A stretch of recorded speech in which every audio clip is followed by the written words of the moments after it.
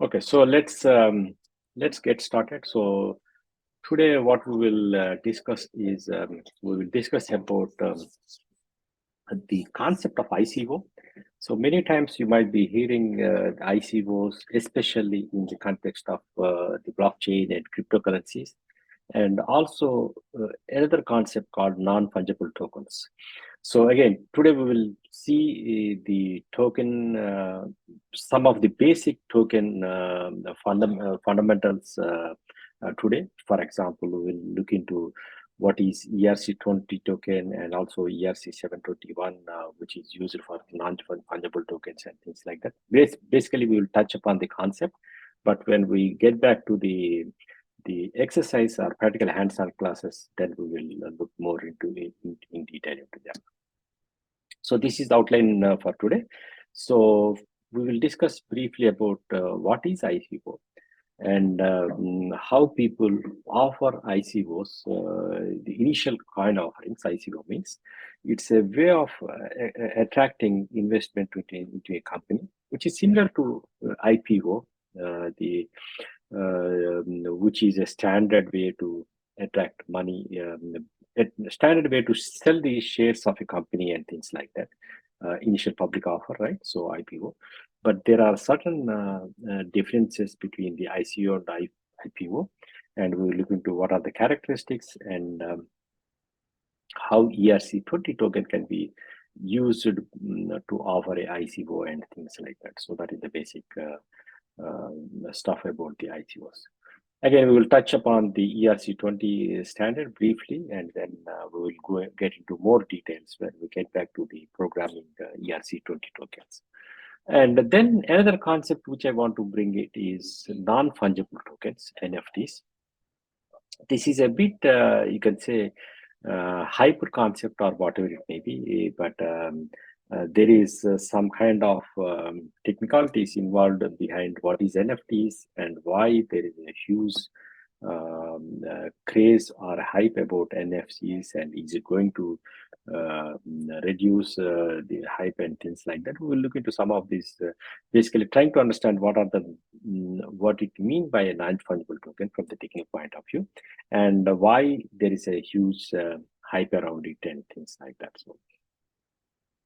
So let's briefly start with initial offerings. So you might have known about IPOs. Similar to IPOs is a way of attracting money into the companies, of course, by selling the shares and things like that. And similar to that concept,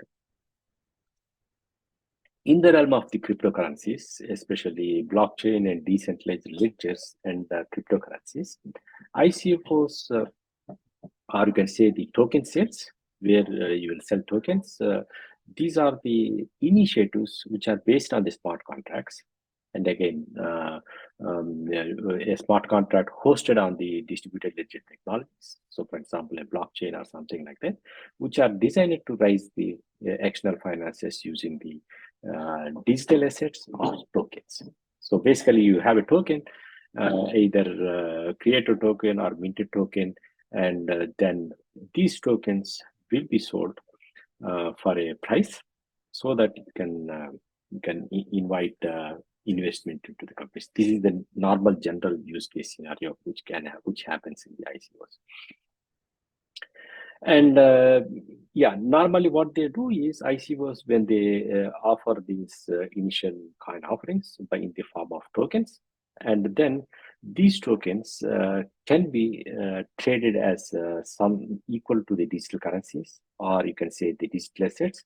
And if they are listed on the in the exchange platforms, then you can easily trade them. Similar to the stocks, but there are some subtle differences between the stocks and the tokens which are issued for the ICOs.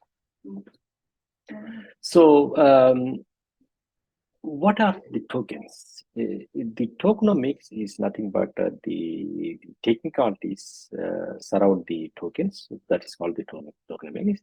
So basically, what are the tokens? Tokens is nothing but you create a token. It's a synonym for some kind of digital asset. But on the other hand, depends upon how you create token. You can create token for various tasks. So, for example, how tokens are used or created here.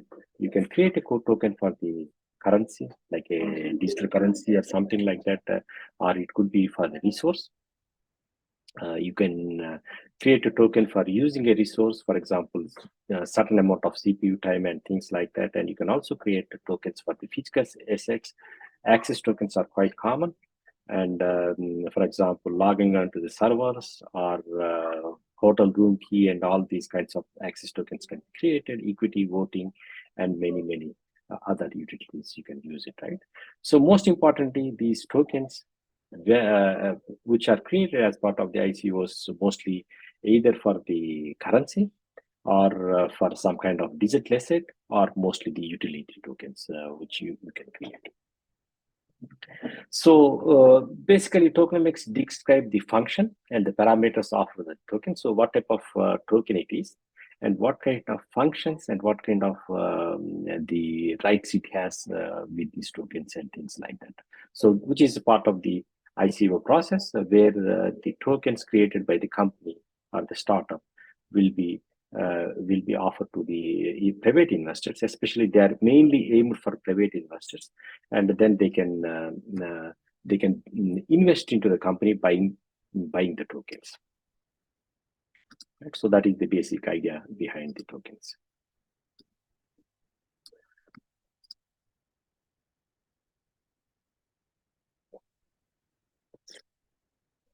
And you can also create tokens with varying parameters, especially varying, for example, creating a token for voting rights in a company, or even creating a token for general elections based on the different functions. You can use different parameters to create the tokens. As I mentioned before, many times ICOs are compared to, and they will also get confused by the IPOs, right? So a lot of times there is a discussion on what is the difference between ICO and IPO. Is it not the same thing? Because in both cases you have some asset of the company which is being traded to the investors, and basically you are selling a token or a share, whatever it may be, some kind of asset or some kind of value of a company, right? And then you sell it for some money, right? So that is the basic thing. So basically, an IPO is a process whereby the companies, let's look into some of the definitions and also some of the technicalities involved in the IPOs and ICOs, and how they are different, and in what aspects they are different, in what aspects they are equal, so that we can get a good understanding about the ICOs. First of all, what is an IPO? IPO is a process whereby the company raises equity capital by offering the shares to the public, maybe for the first time or in between as well. Let's say that you have a big company and they want to attract investment. There are a couple of ways to get more investment into the company for their projects. You can go to the banks and get loans, and whereby you repay the loans with interest and things like that. Or you can talk to the investors, and then you can ask them to invest into the company, like a venture capital, and then they can invest into your company. In return, what you do is you will promise a share of your company, and a share of your profits depends upon the conditions. If it's a company is a big, and probably you are investing part of a project, a new initiative or something like that, and then they can have some understanding about the sharing the profits and risk and other kinds of things, right? And the third way, or you can say another way, is to attract money from the public. So that's why they call it as IPOs, the initial public offering. So that means rather than offering the share or the stock or a debenture or whatever it may be, a value of the company, a small piece or small value of the company to the general public, so that you will invite a lot of private investors. So, for example, people the people who are salaried employees and things like that, who want to invest their earnings, so then they can invest into this, they can buy stocks. That is how they can get a share into investment, a share into the company and things like that. So that is the normal practice of IPOs. IPOs is a very standard process, which is a traditional investment process, which is heavily regulated in almost all the countries. And for example, when big companies like Reliance and other big companies, they go for IPO, and there will be a lot of competition because people know about these companies and the company performance, and they would like to get their share value at that offering so that they can take a share of the profits of these companies and things like that. So the following the IPO, if the company is not already listed, then the company will be listed on the stock market, and in return of your investment, what you get is you get a share, right?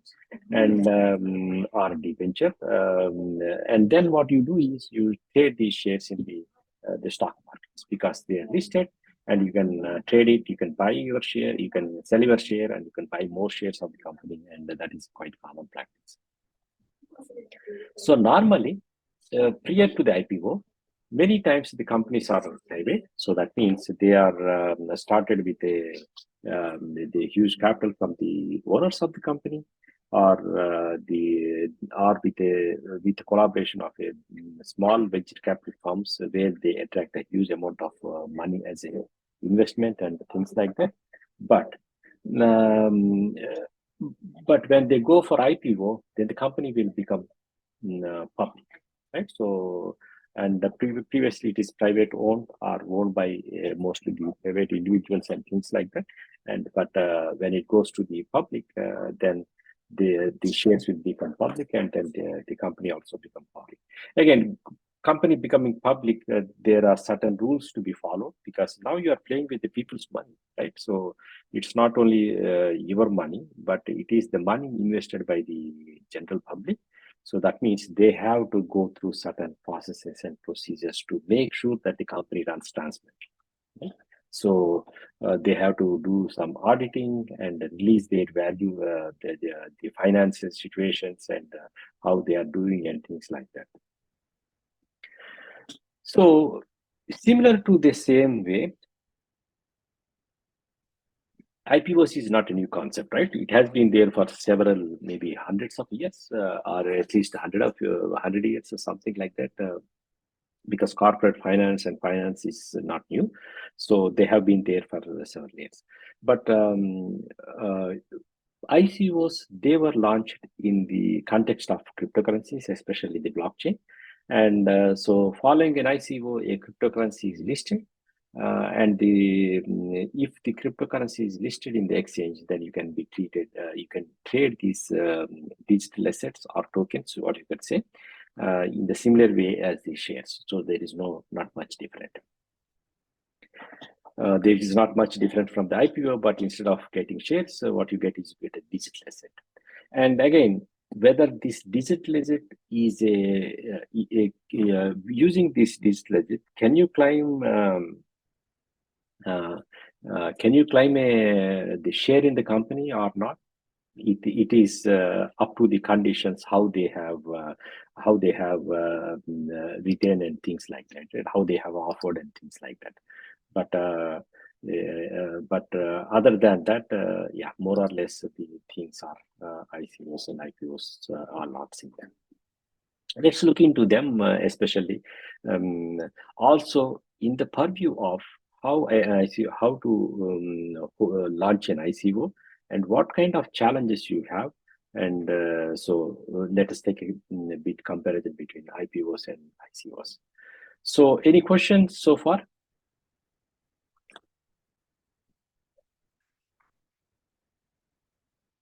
Okay, so let's go further. So let's try to compare what is the difference between IPOs and ICOs. Especially, there are three important distinctions between the IPOs and ICOs. So these are regulatory framework, how they are regulated. So for example, what kind of norms you have to follow when you are launching a IPO, and what kind of norms you follow when you are launching a ICO, and also at what stages normally these IPOs and ICOs offered. So that is the project phases. And finally, the type of companies they could go for IPO and ICO. Right, these are the three broad characteristics which you can use to differentiate between a ICO and IPO. Right, so let's take one by one. So let's say that you first thing is the regulatory framework, right? So first of all, the regulatory framework for ICOs is different than the IPO. So IPO, again, let me take an example of India. So for example, if a company in India, they want to launch a IPO, they want to go for a public issue, which is a IPO call, then there is a huge systematic process. There is a huge, how can I say, overhead or a systematic processes you have to go through, which are described by these procedures are described by the SEBI, right? So you have to have a plan and how you want to attract investment, how you want to spend the investment, and what is the value of your company, and all these evaluations have to be made, and then they have to submit these proposals and get approval from the SEBI, so that they want to make sure that the company is not trying to cheat the public and get money in a unreasonable way or something like that. So that's why the IPO was heavily regulated, whereas ICOs is still a new concept emerging. You can say maybe last 5 to 10 years it has been there, especially in the context of smart contracts and the blockchain. So the regulatory framework for ICOs is different than IPOs to a lot. Again, depends upon the country and the country regulatory framework. For example, in Netherlands, ICOs does not qualify as a stock, but they don't even treat it as a stock. But in case of US IPOs, the issuer or the company must inform US Securities and Commission, similar to SEBI, and also the potential risks and business information follows the rules, and then they have to deal with what happens if the plans didn't go as they thought, and all other kinds of things, right? So in case of ICOs, again, I was mentioning that ICO, as part of the ICO, the way you launch a ICO is you create tokens and you sell the tokens as displaces to the people so that they can invest money, right? So the regulatory framework for ICOs, let us take US because it's a pretty big market and things like that, is weak and inconsistent. And only if the ICO falls on the security regulation, so that means if it offers some kind of securities, so that means you invest the money and then this is launched as a security or debenture or something like that, and then they have to follow the same kind of processes like IPOs, because it's like it's not a share, but it's like a inviting investments from the public, right? So that's why they have to follow the same kind of the formalities and other stuff. In case of India, the regulatory framework is a bit different, right? So first of all, let us talk about whether in India the cryptocurrency regulation is in place or not, right? So still we are trying to figure out what is a good regulatory framework. It's not only India; it's many countries in the world are trying to figure out what kind of regulatory framework they need to have for the cryptocurrencies. So that's why many of the countries. Some countries allow for cryptocurrency trading in their stock exchanges or the crypto exchanges, but some countries even they don't recognize the cryptocurrencies trading, or they don't allow cryptocurrency trading through the traditional banks, and also the banks are involved and things like that, right?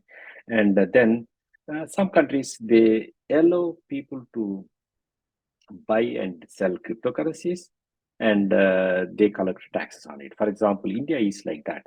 India don't have, as far as my knowledge, again, this is changing knowledge, right? So things are evolving as we speak and things like that. So we don't have any kind of regulatory framework that controls the cryptocurrencies. On the other hand, if you are allowed to invest in the cryptocurrencies, maybe not through the Indian banks and Indian companies, because income companies, but you can invest in the cryptocurrencies, and if you make a profit out of it, then you need to pay a certain amount of tax and show it as part of the income, right? So that's why the regulation is a bit loose, and you can say um, it's still evolving in the evolving phase. So, but what happens in case of ICOs? The startups raising funds for ICOs, again, they attract a lot of attention from SEBI, and there was a discussion about whether they need to follow the same rules or like the IPOs, or is it a different phenomena because you have a blockchain and you have a public ledger and many other things. So things are different here. So the the main question that boils down to is whether the security, whether the tokens which you are offering as part of the ICOs, are they like a share or security, stock, debentures, etc.? And so that was the basic discussion happening, recently and previously in India. And again, RBO proposes a separately regulated body for cryptocurrency sector in India because there are many things happening, the cryptocurrencies, and also a lot going on the smart contracts and other kinds of financial frameworks. So they thought maybe a separate regulatory body for the crypto sector, which might be happening in future or something like that. But on the other hand, can people buy and sell? Can people buy the ICOs, the tokens as part of ICOs? You are perfectly can do it. Like it's a kind of buying like any kind of share, probably a foreign share or something like that, and then you can easily buy it. So the regulatory framework varies across different countries, and it's still in the evolving phase because still not yet many countries have their regulatory frameworks for cryptocurrencies are in place. So when it comes to the ICO phases,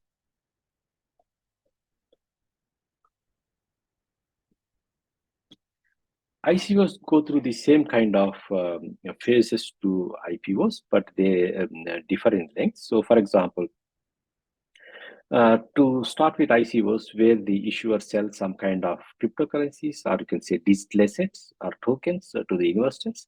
And the normally when you compare with the IPOs, if you want to go for IPO, as I told you before, there is a strict regulatory procedures or compliance the companies have to follow. They have to give their accounts and also how the company has been performing for last 10 years and many other kinds of detail. So it takes almost 4 to 5 months. In many cases, if the company is pretty big, it also needs a planning of a couple of years to go for IPO, right? So because it's not only about the processes, getting approvals from the SEBI and other kind of regulatory bodies, but it's also about making advertising this IPO and making a chart and making some kind of big boom or interest for the IPOs. So there is a normally, even though it's a 4 to 5 months plan, but things happen maybe a couple of years ahead. The plans to go for IPO and things like that. And so similar to IPOs, even when the big companies go for IPOs, what they do is they call something called a pre-IPO. What does it mean? So let us say that the company want to attract 100 crores as investment, right? So it has created shares for it. Rather than putting all the 100 crores into the public market as IPOs, what they can do is they can go for a pre-IPO session where they can invite a small group of investors, for example, venture capitalists and other who are and other investors who have a lot of money. And then they can say that out of 100 crores, maybe we offer 30 crores to this venture capitalist or pre-IPO session. So that means a small group of investors will be called in for a meeting, and then they can negotiate the price, and then they can sell you these shares for a lesser price. right? So because they are investing huge amounts of money, right? Like unlike the public investor or a private investor, so they will be investing several hundreds and thousands of times of the value. So the company can go for a pre-IPO session, and then it can decide a price, a lesser price for the of the IPO for a limited group of people. Similar to that, you can also go with the ICOs also can do the same kind of thing because it's nothing but the digital token. And similar to IPOs, post IPO period is also what I've been sees. You have when you go for IPO, let's say that the company is going for IPO for the first time. So that means previously the company was not listed in the stock exchange because the company is 100% or maybe owned by the few people or few institutions behind it. So it is privately owned. And when it goes to the IPO, and then it issues the public shares. So these shares are tradable in the securities, right? So in the exchange.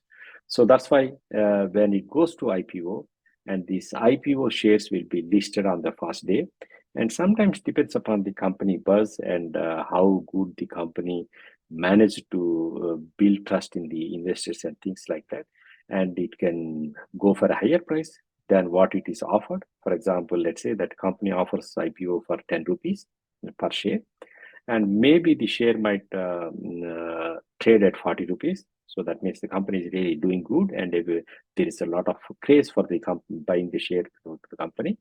Or it could be go in the other way, saying that the company put a 40 rupees, sell the share for 40 rupees. They collected the IPO at the rate of 40 rupees, but people realized that the company is not doing very well, and then maybe there is a lot of buzz and other kinds of things. So maybe the first day the company IPO share might be listed at 20 rupees. So that means you already lost some money and things like that. So these kinds of things can happen. Also in case of ICOs, since they are ICOs, the tokens are traded in the cryptocurrencies, the cryptocurrency exchanges. So similarly, the first day listing price decides whether it's a successful ICO or not.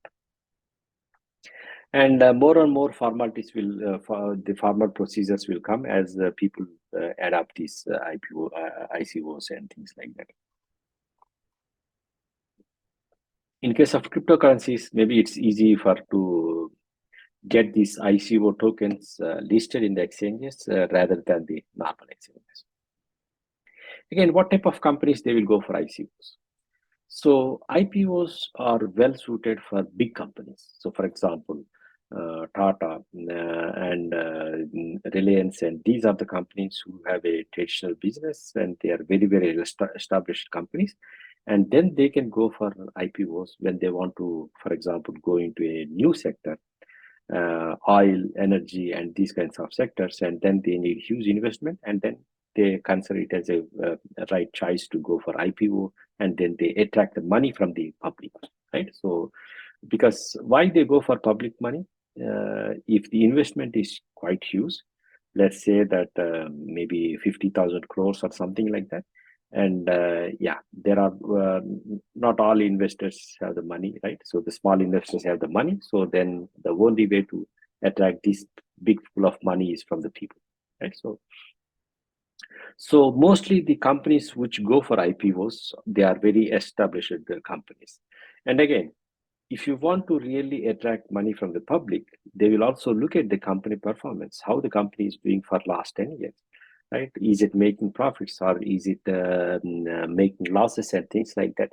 If the company is making losses, then they cannot attract the money in the IPO. And many times IPOs have failed as well.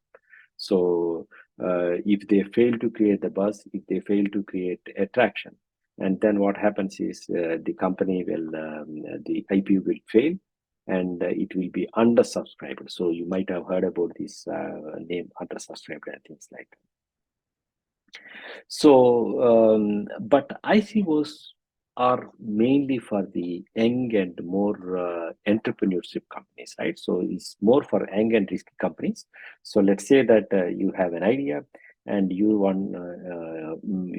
have a business plan and things like that. You wanted investment, and then you can quickly go for ICO, because if it is innovative and if it is really nice plan, and then this is an easy way to attract funding from the people rather than going into the traditional venture capitalists and trying to convince your idea and ask them to invest and things like that. So it is considered as an option for many startup companies, especially entrepreneurs, young entrepreneurs, where can they can take risks and things like that. Again, as previously, ICOs are also affiliated with a name for committing fraud, because there are a lot of companies, they try to gather money, they try to steal money from the people in the name of ICOs, right? So, for example, let's say that you want to invest in the cryptocurrencies or in terms of the tokens and stuff like that, and you will read the company profile and things like that, and maybe you are investing in a company which is in US or something like that. You don't have a lot of knowledge other than the public information which is available on their website and some financial magazines, right? So based on that, you will invest, and many times the companies can also commit fraud, and then they might run away with the money and things like that. And again, even if they run away from your money, whom do you go and complain? Because the regulatory framework for ICOs is very, very lean and very weak and inconsistent. So in case of IPO, if the company goes bankrupt, or if the company does malpractices, at least you have a body to complain. In case of India, you go to the SEBI and then you complain about the company. Probably they will put some constraint and they will take some penalty actions and stuff like that. But in case of ICO, still the regulation is not very clear. So even if the company commits malpractices and the fraud, then you have no way to go and complain. One of the big problems with the ICOs is investors could be exposed to insider trading and pump and dump schemes, right? So what is pump and dump schemes? So this is like insider trading, and since you also have the big players which are called whales. Who are the whales? These are nothing but the mining pool guys, right? So because all the ICOs, they are hosted on the smart contracts, and smart contracts are hosted on the blockchain, right? And in case of blockchain, you have the miners, or you could say mining pools, these big companies with a lot of the computational power, mining the cryptocurrencies, other kinds of things. So they have a lot of power. So sometimes they also go to these malpractices like pump and dump. So, for example, if they want to lower the price of a token or the cryptocurrency and things like that, then they can dump a lot of they're selling a lot of tokens on the cryptocurrencies and things like that. All these malpractices can be done very easily, because we have the big players in case of cryptocurrencies and things like that. So that's why it's a bit unstable kind of thing. So, and one more important distinction is IPO is often seen as an exit strategy, where the owner cash on selling their company. So, in case of IPO, the company is actually selling its share to you, right? So, let's say that the company has 1 million shares, and then maybe it tries to sell, for example, 100,000 shares as a part of IPO, and then you bought a share for it, and then it is like you are investing into the company, and you are a shareholder, right? You are a small part, tiny owner of the company and things like that, because you have a share, and you also have the voting rights and many things, right? So again, it depends upon how much you share you have. If the company has 10 million shares, and if you only have one share, and then the power is very less vested with you, but on the other hand, you have some powers to vote for the board and other kinds of things. Conversely, ICO is a entry strategy. So actually, this is not a some kind of selling the shares. but it is a way of inviting into the company, right? So they have some kind of token which is associated with the company performance. It's not exactly the share, but the token is maintained by the company, and maybe many times it is linked to the performance of the company, right? So and then it is seen as an entry strategy rather than exit strategy, because it is like inviting you into their company, right? So that you can co-invest and make some profit if the company is doing good and things like that.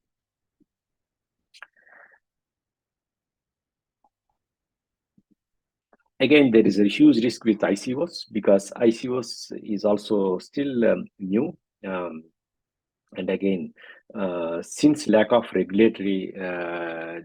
regulatory frameworks, and a lot of confusion around how to report if the company does malpractices, or if the company declares bankrupt and run away with money and things like that. So there are many unknowns. So that's why the ICOs is still considered as a substantial risk involved in that.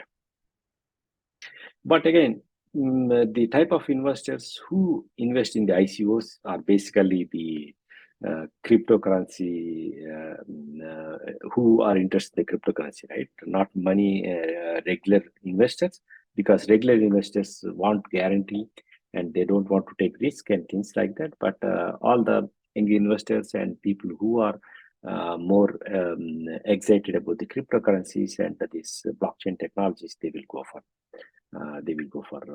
ICOs. So let's quickly wrap up the comparison between the ICOs and IPOs. So basically, you have normally in case of IPOs, since it's a stock, you might get a dividend, and you also have voting power, and you have the ownership. You actually have the ownership. But in case of ICOs, you have some sort of medium of exchange, and maybe you might the token is for access to the services and product, for example, like a Facebook and other kinds of systems. And let us say that Twitter, right? Twitter is a good example. And now you need to pay to have an account for Twitter. Of course, you can also have the free account, but if you want the better services and things like that, now you need to pay for it. So, which could be like a monthly price, or you can they can release tokens for having the subscription and other having the subscription, and for receiving the products and services and things like that. And the risk is relatively less in case of IPOs and highly volatile ICOs because of the cryptocurrencies and underlying architecture. But still, there is a huge interest for it. So normally in fiat currencies, IPOs, but ICOs are built on the cryptocurrencies and smart contracts. That is one important thing. And many times IPO is seen as an exit strategy, but ICOs is an entry strategy, inviting people into the company. So that's why they call it as an entry strategy. Again, time-wise, ICOs are quick, but yeah, regulatory work. One important thing is regulatory work is very comprehensive in case of IPOs, but it's weak in case of ICOs. That's why huge risk is involved in the ICOs and things like that. Okay, so let's quickly look into some of the characteristics, and then we move to the what kind of tokens you will use for ICOs and things like that. So first of all, ICOs might issue tokens for different types of purposes, right? So most of the purposes so far we have seen is basically for taking it as some kind of currency or digital asset, mostly for the investing into a company kind of, right? So that is the currency type, and it could be resource. So for example, you can create tokens for the resource utilization and things like that. For example, using GPUs for one day or something like that, and assets, access, and equity. And as I mentioned before, even you can create tokens for voting And now the elections are in the physical format, or you can say, but people have been also doing research. Why don't we use distributed ledger technologies for voting? Because it is so transparent, and then if you want, you can always verify. But at the same time, they are more secure because they don't reveal who has voted for whom using the latest technologies like zero knowledge proofs and things like that. But on the other hand, you can easily verify if there is some kind of misappropriation or the collision happened in the elections and things like that. So there have been a lot of research and arguments about using the decentralized platforms for voting. This is a pretty good application area. But again, we don't know how far this will be invited by the many countries because, of course, it is the politicians who have to accept these things and like that, right? So, and you can also use tokens for identity. So, for example, identity tokens, you might have already seen it, right? So, the Federation services, Microsoft Federation services, where you get a token to log into the services and stuff like that. And the most important token is utility token, where you can access or pay for a service or something like that. So the token allocation, basically the major chunk of the sale is ICO sale. So basically this is like a investment into resources and things like that. Or for this, the second one is the community reward and team and partnership. But there is also important, interesting point, bounties and airdrops. Do you know what is bounty?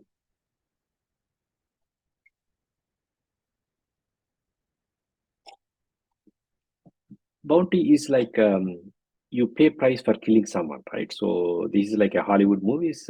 Maybe it's not quite common now. In case of the maybe 100 years back or something like 200 years back.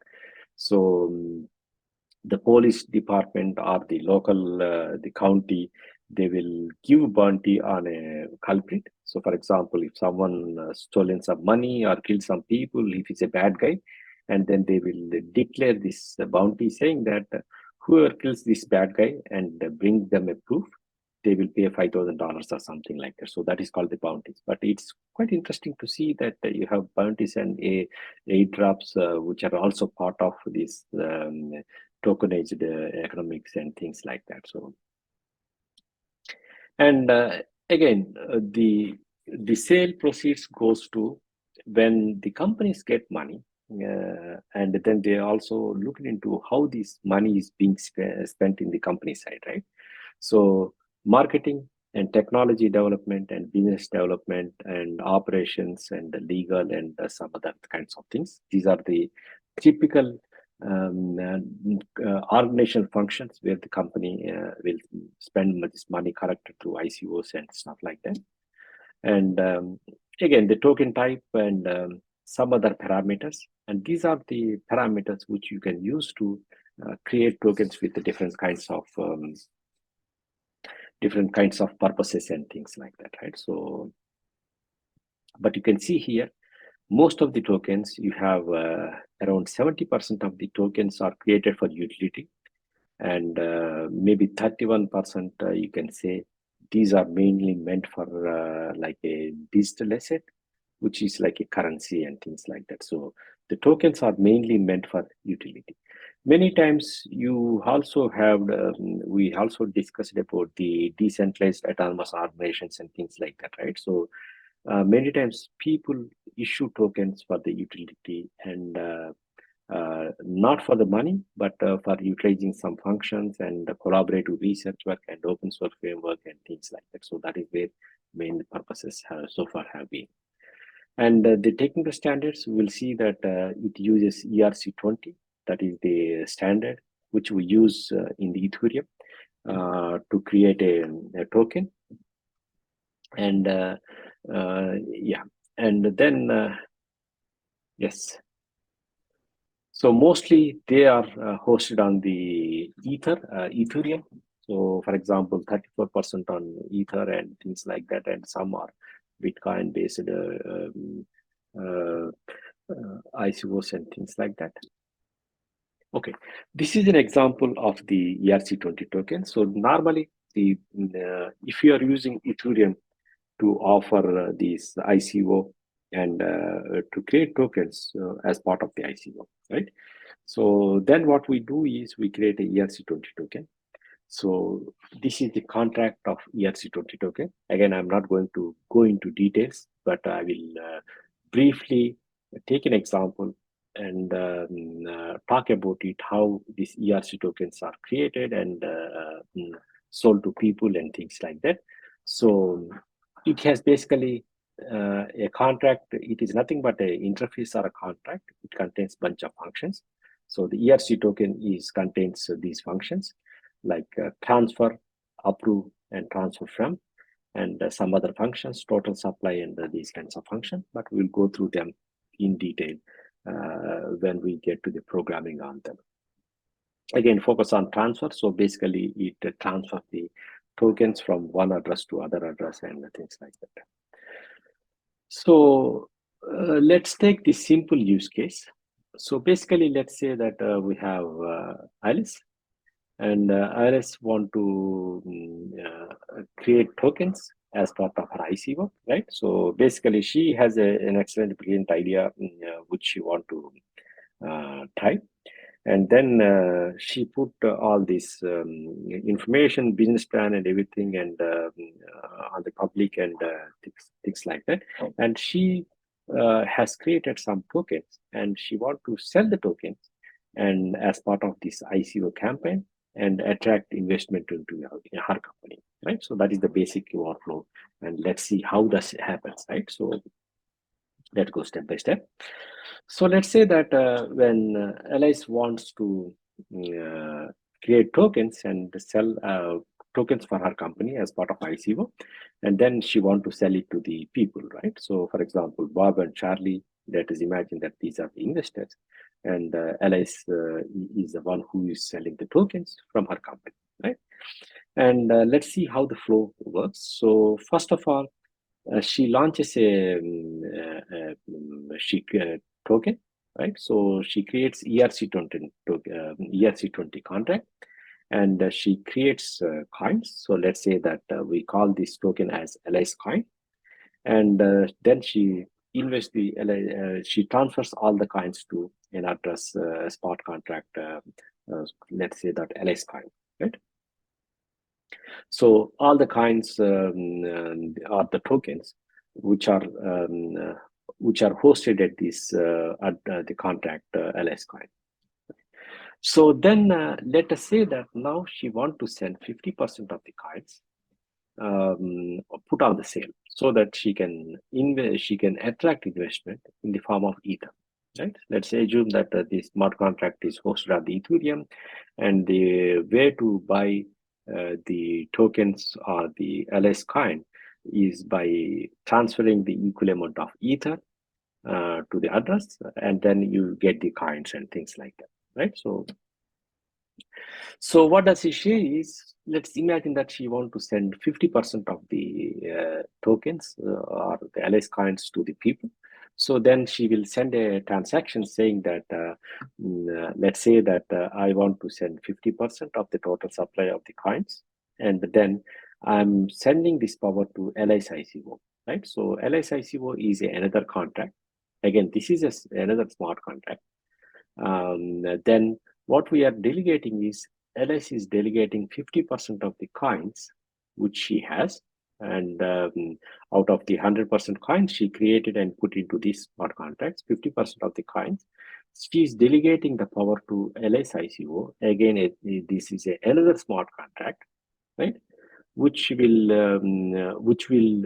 she is delegating the authority to transfer the coins to the LSICO, right? Again, this is another smart contract. Now let us say that, so that's why she will send this function called, maybe let me go back here. So transfer from, and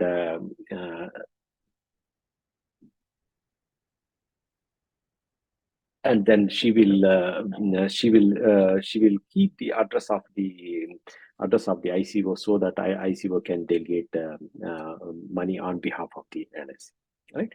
So then, so approve and transfer from. So then she sent a transaction to LI's client contract calling to approve this address of LI's ICO. So then she will say that 50% of the coins, and then she's saying that LI's ICO is responsible for selling these coins, or you can say the delegating the authority to LI's ICO to the other smart contract to spend these 500 coins, and she will send this transaction, approve transaction. So approve transaction is nothing but a function which actually delegates the units to the sender. In this case, it is the LI's ICO who will get the authority to send this many coins on behalf of LI's. Okay, now then we will have an approval event, and then Alice then Alice ICO, another smart contract address is registered with these coins, and now this smart contract can sell the coins on behalf of Alice. Now let's say that Bob and Charlie, they want to buy the LS coin.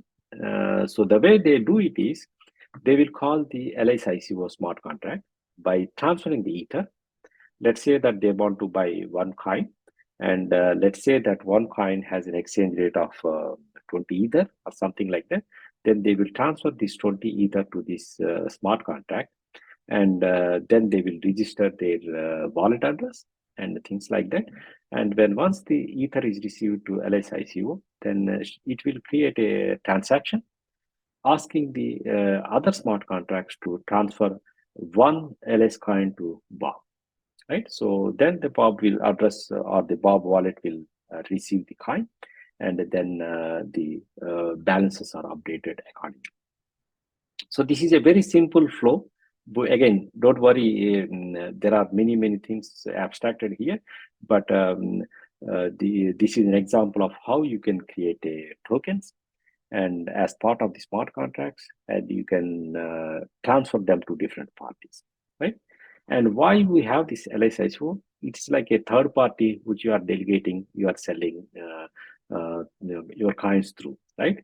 So another workflow could be, for example, let's say that Bob and Alice, they are known to each other, and they agree on the exchange rate, and Bob can directly transfer money to Ether to Alice's wallet, and Alice can transfer directly her coin to Bob. That can also happen.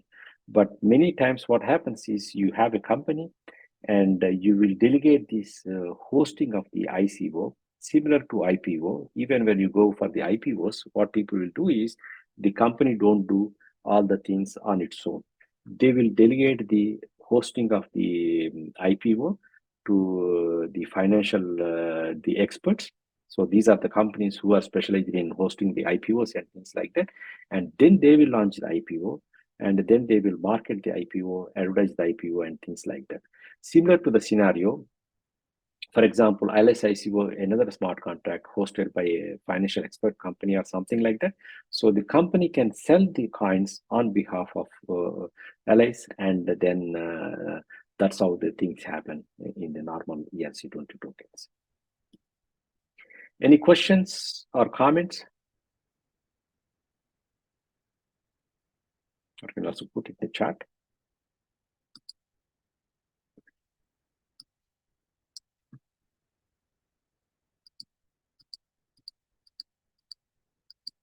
Sir, okay, so sir, yeah, go ahead. Yes, sir. ERC20 token can even be used for other things, sir, or it is only specific for ICO and IPO? It can be used for ICO is a loose concept, right? So what you are doing in the ERC20 is you are creating a token, and how you want to use the token is up to you. You could sell these tokens as part of ICO. ICO is like some kind of public offering, or you could create these tokens and then you can use in whatever the fashion you want to do. For example, let's say that you want to host a small cryptocurrency among your small group of friends and relatives, right? And then you can create a token, ERC20 token, and then you can easily trade these tokens among your small community and things like that. So this could be, so that's why when we come to these token types, right? So you can see here, you can create the token, ERC token, in many ways. It's not always the money. You can also create it for the some kind of sharing resources, or you can for accessing, or for voting in a collaborative environment. For example, if you are creating a DAO, decentralized autonomous organization, and then this is Yes, how sir. you create the tokens, and you will delegate it to the people. It doesn't need to be money, but this is some kind of digital resource indicating some kind of work, or whatever it may be, right? So this is basically used for initiating things, right? Yeah, some kind of you can say bond kind of thing or something like that. So it's, Okay, sir. so That's it, sir. it could Thank be you. used for, yeah, it could be used for many purposes. Okay, sir. Okay, so let's go to these NFCs, right? Again, NFCs is a very loosely, how can I say? It's a loose concept, and many things are linked to the emotion and the personal value or something like that. Let me put it like this: it's like a very abstract, like for example, art kind of thing. So that's why I thought maybe giving some technical definitions and things like that from the papers. I thought maybe I will use some videos which can explain in a bit easy manner. So this is one of the good video. Let us see. Now to the latest trend that's sweeping the internet, called NFT. They're now selling for huge bucks. $69 million. So what's behind this latest craze? That is the question to ask. Okay, so there's some super strange stuff happening online right now, and I need to tell you about it. First, look at this tweet. The first tweet ever tweeted in the history of Twitter. The tweet was by Jack Dorsey. I'm one of the co-founders of Twitter. And this tweet was somehow just purchased for $2,915,835.47. You serious? And it's not just a tweet. Just last month, a single JPEG sold for $69 million. Oh my God. The NBA is selling little moments of basketball games for hundreds of thousands of dollars. This is all sorts of digital things that people are purchasing a version of them for lots of money. There are 3 simple letters that you need to understand what's going on here. Those letters are NFT. Now to the latest trend that's sweeping the internet. What exactly is an NFT? So-called NFT. Y'all in the chat understand what an NFT is? Does that stand for not safe for work? What does this mean? Why would you pay for an NFT when you can look at it for free? Is this a gigantic bubble just waiting to burst? I believe in this space with my whole heart. I'm just fascinated by it, all of it. This story is much bigger than a $600,000 cat gif or a $3 million tweet. It's a story about human psychology and how the way we value things is shifting because of technology. A technology that some people think may revolutionize our society, while at the same time accelerating the climate disaster. It's really nuts. It's all of these things together, and I want to explain it to you. So let's do this. To LeBron James! That was insane! Officially insane, LeBron James. NFT stands for non-fungible token. Okay, there it is. That's the explanation. Non-fungible token. Makes sense, right? So the video's over now. No. One of my issues with this topic is that people throw around things like blockchain, crypto art, ledger, NFT, and they just expect me to understand what they're talking about, and I didn't. Okay, I'm going to talk about a Tesla for a second. Customized by Unplugged Performance to be the most unique and high-quality Tesla there is. Oh, and it's not just a Tesla, it's also $20,000. You can enter for a chance to win the Tesla and $20,000 by going to omaze.com/Johnny Harris. When you donate $10 or more Your donation goes to support 2 nonprofits. 501c3 is the first one. They are an organization that seeks to mobilize the next generation to fight climate change by creating a global community that embraces low carbon culture. The other one is called Give Power, which seeks to give clean drinkable water to the 2.2 billion people around the world who do not have safe access to clean water. The nonprofit uses its deep solar expertise to power and provide clean water, food security, and light to regions around the world. So to potentially win a Tesla and $20,000 and to support these organizations, go to omaze.com/Johnny Harris to find out more. So, fungible. Let's talk about the word fungible. It's this very specific word that economists use. It has a very precise definition. I want to use a different word for fungible for a second. Let's just use the word replaceable. Non-fungible means non-replaceable. You can't replace it. There's only one of them. It's unique. Non-fungible. Let me give you an example of something I feel very strongly about. Let's say you want to buy an orange jacket. This is really absurd. I've actually never counted these before. Stop it. Get some help. You want to buy an orange jacket from Uniqlo. You go on the internet and a jacket costs $39. If you purchase one of these jackets for $39, you don't care what specific jacket they send to you. They're going to make thousands of jackets in your size, send them to stores, send them to people, and they will send one to you. You don't care which one it is. The jacket is fungible. It's replaceable. As long as you get one that's identical to the rest, it's worth the same to you. They're interchangeable. However, let's talk about one Uniqlo orange jacket that has been with me for a very long time. This is the original, and for those of you who don't know, I sort of have a strange attachment to this jacket. I just love it. I love the color. I feel like an identity with this thing. And it's sort of starting to disintegrate, but I love it. And I kind of fell in love. This jacket is not replaceable. If I went onto the website and paid $39 for a Uniqlo orange jacket that was this exact same model, it would not be this jacket. This jacket is non-fungible. It is the only one on the planet that exists. It has emotional value. It has significance.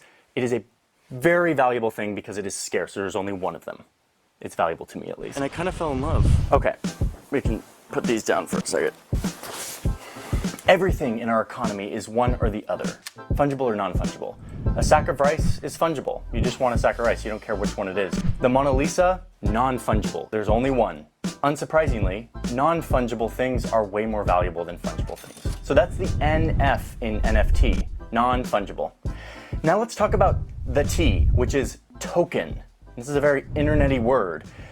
And to explain this, I have to explain something I have avoided explaining for a very long time. The blockchain.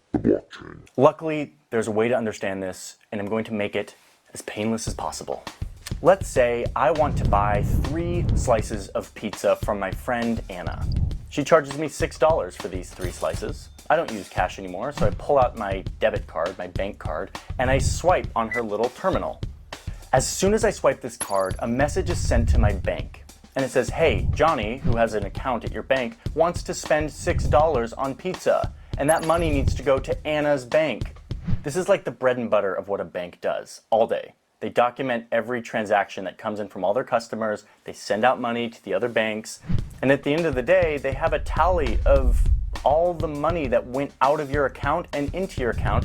And they can give you a number. They can say, based on all of these transactions, you have $50 in your bank account. And so when that request comes in, as I swipe my card, my bank is like, okay, so based on all of your transactions, you have $50 in your account. I can send $6 to Anna's bank, approved, and they approve the transaction.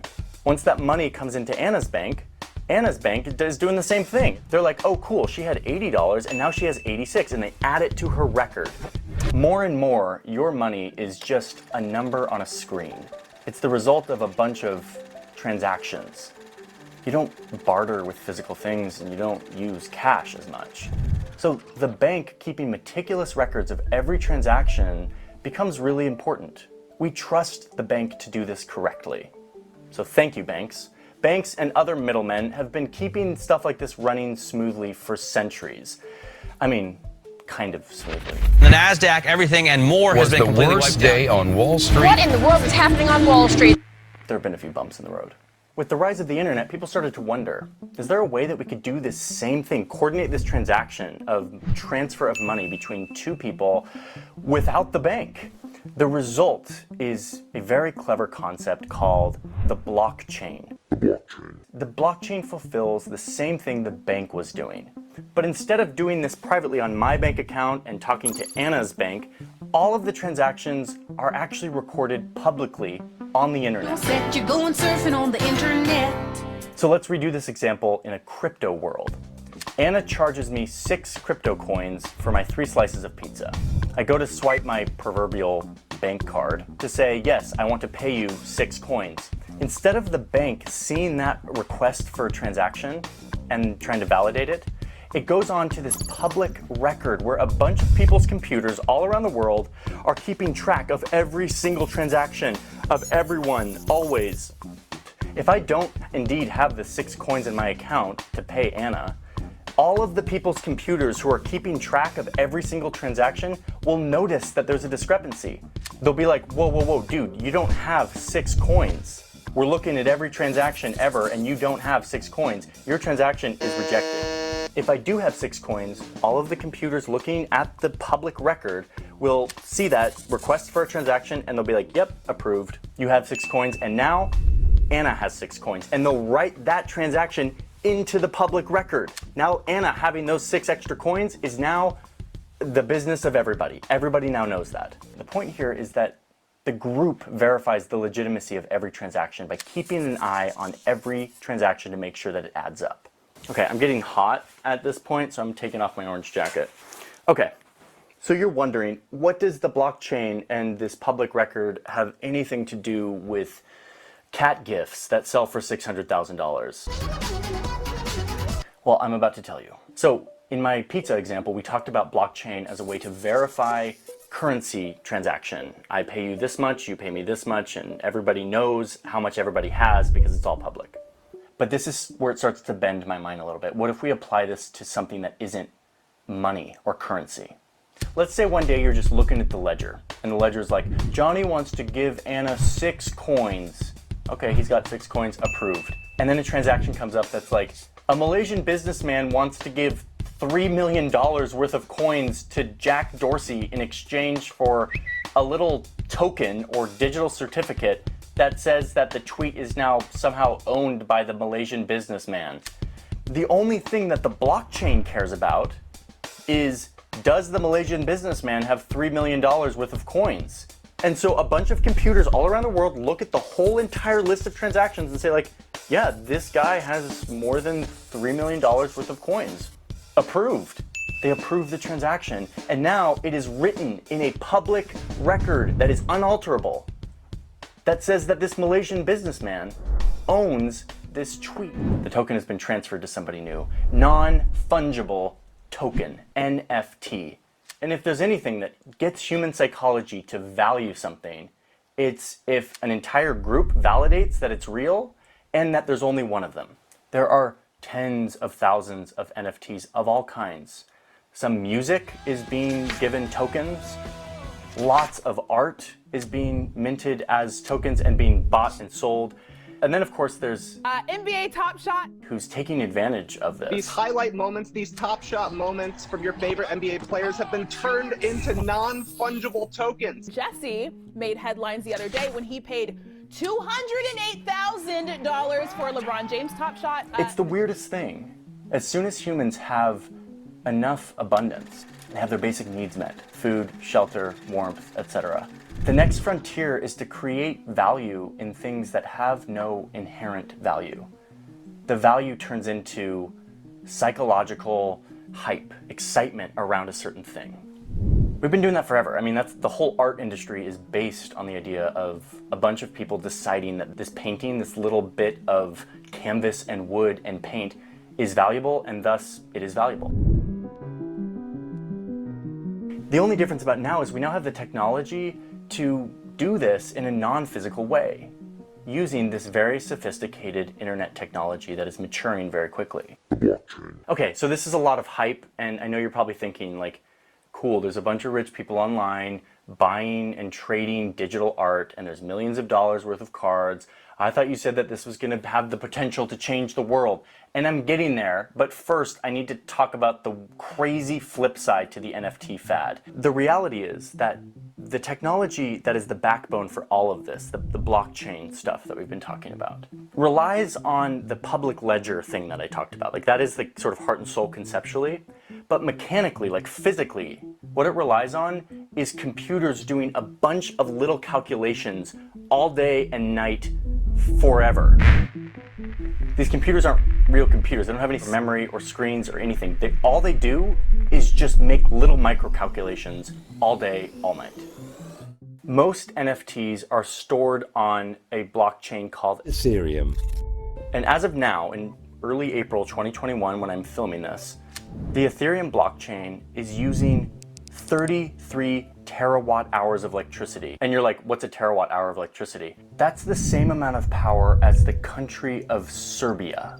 A reminder that generating electricity usually comes from power plants that are burning fossil fuels, that are putting carbon into the atmosphere, which is a big freaking problem. Facing a man-made disaster on a global scale.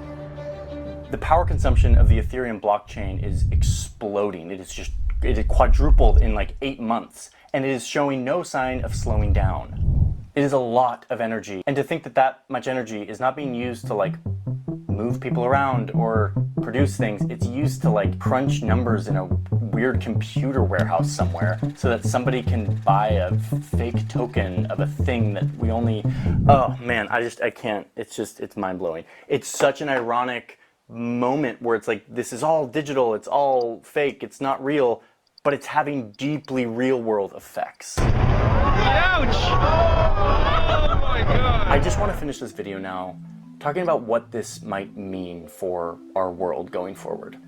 This is definitely hype, and that's the whole point. I mean, these speculation markets are all about hype. We see this all the time with new technologies and new things that people get excited about, and they swarm it with their investments, and the price goes up, and then something happens. For example, come on, Uncle Phil, this is the 90s, man. What's a web page? Something ducks walk on? Unequal value.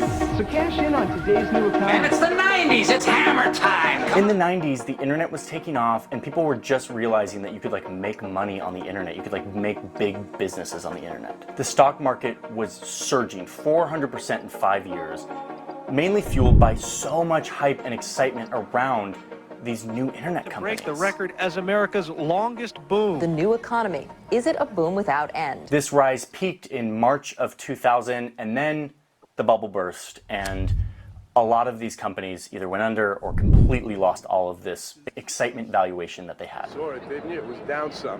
But did that mean that the internet went away? Did that mean that internet businesses didn't come back? No.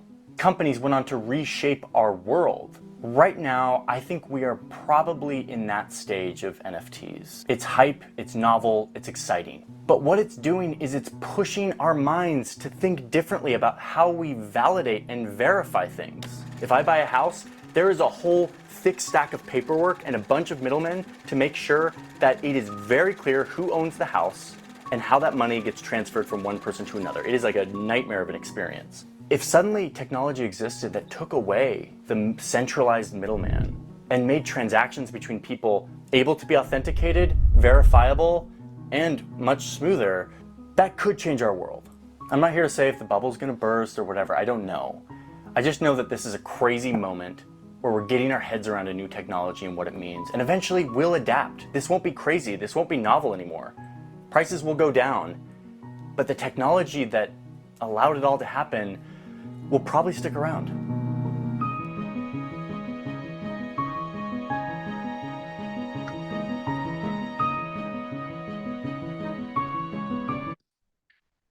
Okay, so one thing about, so this is a nice video. It's a bit long, but on the other hand, it tries to explain the concept of NFTs in a much easier, understandable way and things like that. One thing which I want to compliment here is that he mentioned that Ethereum is consuming so much energy and things like that, right? recently, I think in 2022 or 2023, Ethereum moved from proof of work to proof of stake. So, and the consensus mechanism, and then the energy consumption has dropped by 99% or something like that.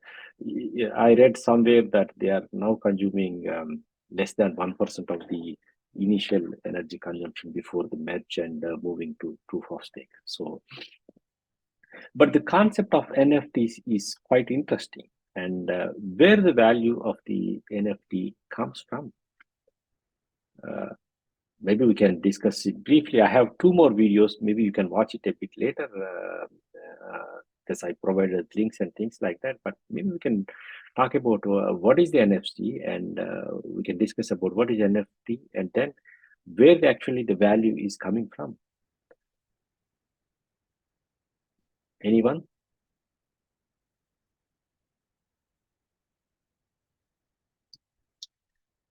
Have you heard about NFTs? Or did you buy one, for example? I also heard that some of you are also working in the area of blockchain and things like that. So let us see some comments here. Yes, okay. Yeah, due to the hype of the piece of art, yeah, it's not only about art, anything about the craze, right? Like, so initially people thought NFTs could be used for art and things like that. But on the other hand, it could be anything. For example, the first tweet put on sale, it's not a piece of art, but it's some kind of the tweet, right? So, and also there are some images, especially, which are created with NFTs and things like that. So it basically boils down to the hype and around what you have, and yeah.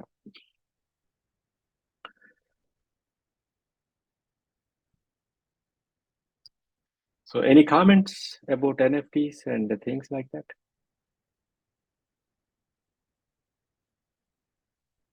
But the way NFTs are created is using the ERC token, but we will see it, we will do it when we come to the programming part, right? So before that, let me quickly run this another video, which is also 5 minutes. It's also good explanation, and then we can proceed further. Yeah, maybe someday the hype might vanish. But again, if you ask me, for example, let's take example of for the purses and watches and things like that, right? So some of the watches are quite expensive because maybe they're made of some costly metals and things like that. But on the other hand, if you look into handbags, I'm just giving example about the value driven by the how can I say, the craze, or driven by the kind of hype over it, right? So so for example, some of the things are quite expensive, fashionable products and things like that, they are quite expensive, and the value is derived from the demand for them and hype and things like that. So maybe they might not go away, NFTs. Maybe, yeah, they might still persist, and it really depends upon how people value, right? What people value and how people value. So basically, that will be, yeah, that is the market for NFTs. But let us look into this this video. Meet Susan, an aspiring painter. She wishes to conduct an online painting exhibition for all her digital artworks. However, as the exhibition is online, she is worried that her paintings won't be secure, as anyone could easily forge or replicate them. Her friend Mark came to her rescue with an idea of NFT. He suggested that Susan could buy NFTs for all her paintings, as NFTs are trustworthy, easily transferable, and will also maintain her ownership rights on her artworks. Susan had no idea what NFTs were, so Mark stepped ahead and explained it to her.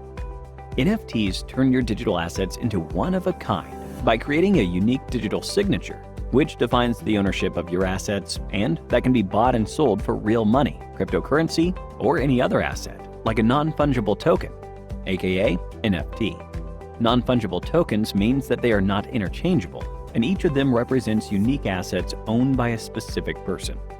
On the other hand, fungible tokens are interchangeable and can be divided into smaller units to form the same value. For example, a $100 bill is fungible, as you can exchange it with 5 $20 bills or 2 $50 bills.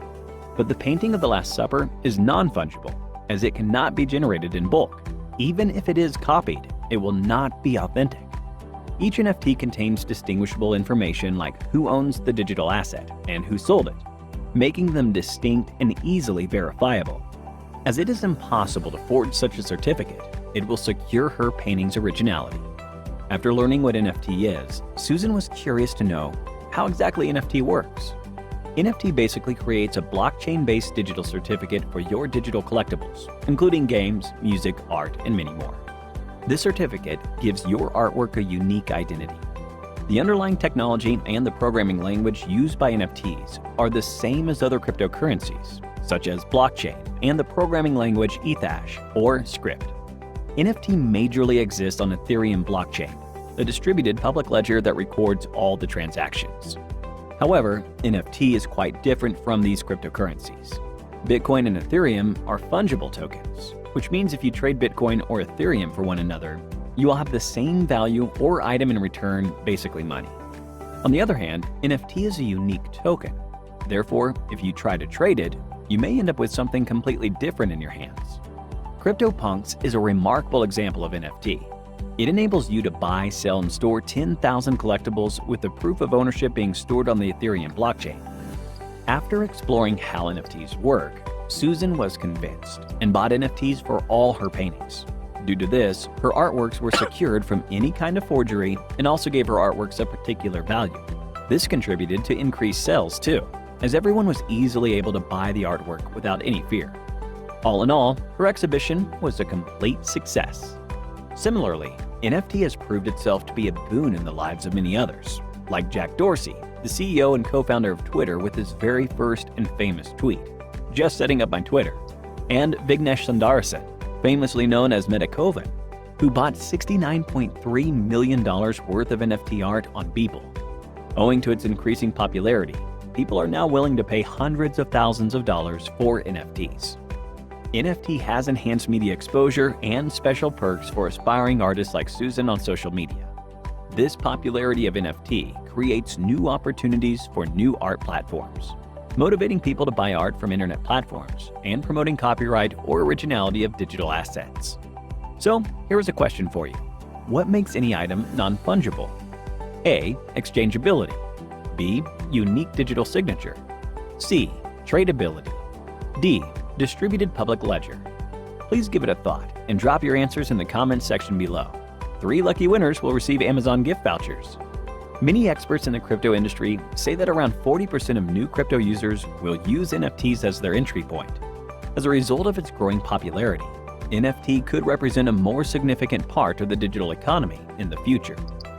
We hope you enjoyed this video. If you did, a thumbs up would be really appreciated. Here's your reminder to subscribe to our channel and click on the bell icon for more on the latest technologies and trends. Thank you for watching, and stay tuned for more from Simplilearn. Okay, we'll skip this video and then let us take up the discussion on NFT, right? So, unlike the tokens which we have seen, of course, we have seen an example of ERC20, but there are also ERC777 and ERC1115, 1155. These are the token standards. Basically, these standards are mainly used for creating tokens, the fungible tokens. So that means the kind of tokens which you can trade, and there are many tokens, not one single token kind of thing. So these are the meaning of the units token are interchangeable, right? So the ERC20 token is only a standard token that keep track of the balances. For example, in the previous example, LS has created, let's say, 1,000 coins, and then you can do it with 1,000 ERC tokens or something like that, or one ERC token which creates the 1,000 coins and things like that. Basically, it keeps track of the wallet, keeps track of the how many tokens it has, and the balance way of things. But on the other hand, the non-fungible token, as we have seen before, there is at most only one in many cases. Again, it depends upon how you develop and how you create the business, the case around it and things like that. So this is like a non-fungible. That means it's replaceable or something like that. They are also known as deeds. So this is an example of ERC-721 token. And let us go through it when we get there, when we program the tokens on the Ethereum and things like that.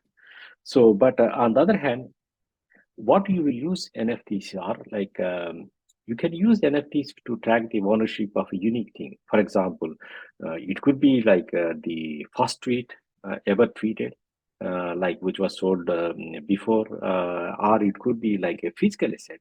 For example, it could be your house in Chennai, right? So because it's a physical entity, it only has one unique entity, only one of the thing, right?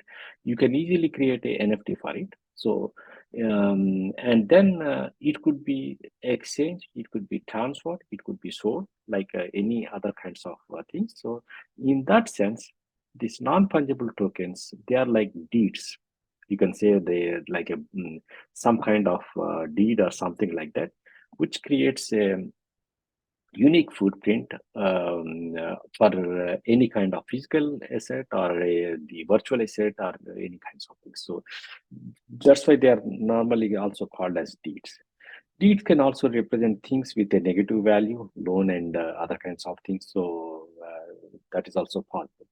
So, and NFT 721 standard places no limitation of limitation or expectations on the nature of the work on which you can create deeds. So, for example, you can easily use ERC 721 token to create a NFT for your home, which you own, or it could be some art, or it could be some abstract concept which it doesn't have any physicality and things like that. So, it's only to create some kind of using the standard ERC 721 standard, which guarantees that this is only one sort of the things and this is not easily replaceable. So that's what it does, right?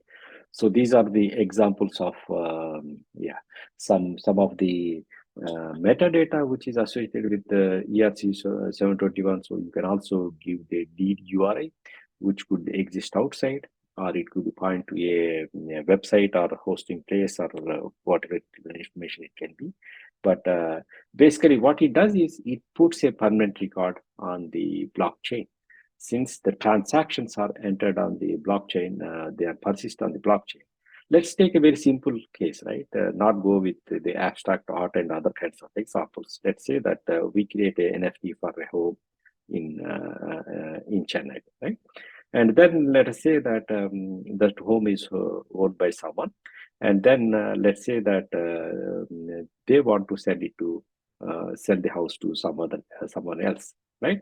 In that case, it's like the NFT which we create is like the house ownership papers kind of thing, right? So similar to that, you have this asset, the ERC token, 721 token created as an NFT for proving the authority of the house and things like that. And then it could be easily traded or exchanged for the money. For example, when the current owner sells this house to the new owner, and this transfer of ownership will be recorded on the digital ledger, so the public digital ledger. So that's why it became a transaction, and so you can also verify the history and other kinds of things. So in my opinion, of course, there is a huge hype around the NFTs, especially using NFTs to create for many abstract things where there is a lot of hype and things like that. On the other hand, you can also use them for example, representing the physical entities and other kinds of more meaningful things.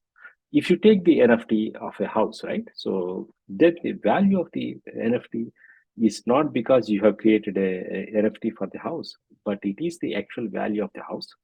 And the NFT is there guaranteeing that there's some kind of document showing your ownership, right? So probably these things will come in future, and people started using NFTs for creating the deeds and ownership documents, So that will be like the one of the good use cases for it.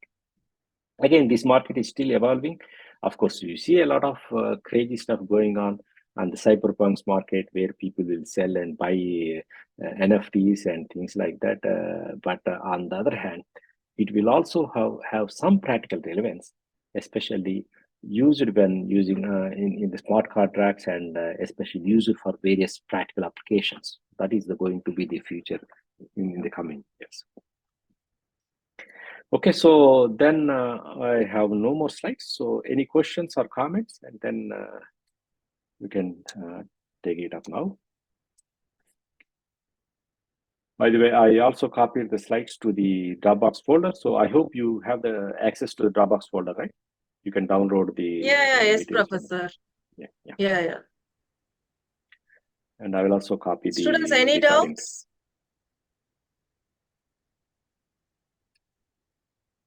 Yeah. I think they are quite clear. Yeah. Okay, then let us call it a day, and then so let's meet on Thursday again. Bye. Yeah. Thank you, Professor. Yeah. Good night, everyone. Yeah. Yeah, Harshit, please go ahead. Yeah, go ahead.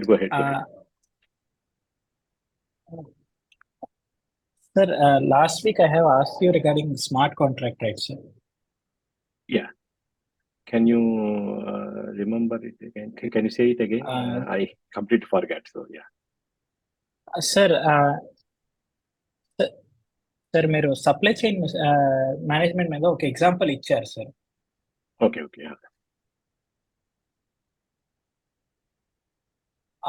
Sir, అది last week మీరు అప్పుడు smart contract general గా automated task చేస్తుంది, predefined sets అన్నారు కదా sir. Predefined conditions తో smart contract అనేది work అవుతుంది అన్నారు. సో అది ఎగ్జాంపుల్ ఫస్ట్ ట్రాన్సాక్షన్ అయ్యేటప్పుడు సెల్లర్ ఇంకా బయ్యర్ మధ్యలో ఫస్ట్ కాంట్రాక్ట్ క్రియేట్ అవుతుంది అన్నారు కదా sir. Okay. Maybe let me put it in English so that people can understand, right? So, yeah. So maybe I might not have clearly made it clear. So, you create a smart contract, and when you invoke the smart contract, then the transaction will be created and entries will be put into that. So, you can say that maybe let me make a comparison. Of course, when we come to this programming part, we will discuss in much more detail. It is like a class and making an instance of the class, right? So, for example, let's say that you have the smart contracts as the interface, and then you invoke a instance of it that will create the transactions. So it is not that you deploy one smart contract for every transaction. The smart contract is like a contract or interface, and using again, let us compare with the programming means. It's like a class definition, right? And you create instances of it. Similar to that, when you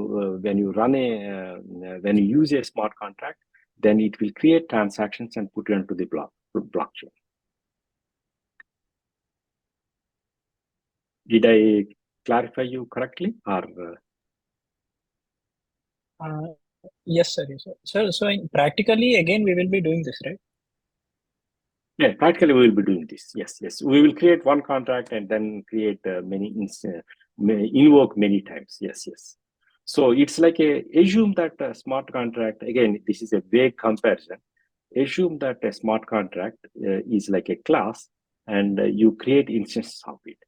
The only distinction is in the class and everything you have in the same program. But here what we are doing is we create this class or interface and as a smart contract, and we put into one location. We deploy it onto the blockchain so that everyone can see it, right? So everyone has information about it, and then we invoke the smart contract by following the rules. For example, let's say that the smart contract is selling a product or something like that, Let's take that smart contract is selling some art for $5 or something like that, right? The way to invoke the smart contract is you transfer $5 of worth of Ether, and then it will transfer you the coin or whatever the digital asset or something like that. So let's keep that comparison at that level, and then when we come to the programming part, I will put more explanation. Any other doubts? Okay, sir. Okay, sir. Thank you. So thank you, Professor. Yeah. Yeah. Thank you. Thank you. Good night. So good night to everyone. Thank you.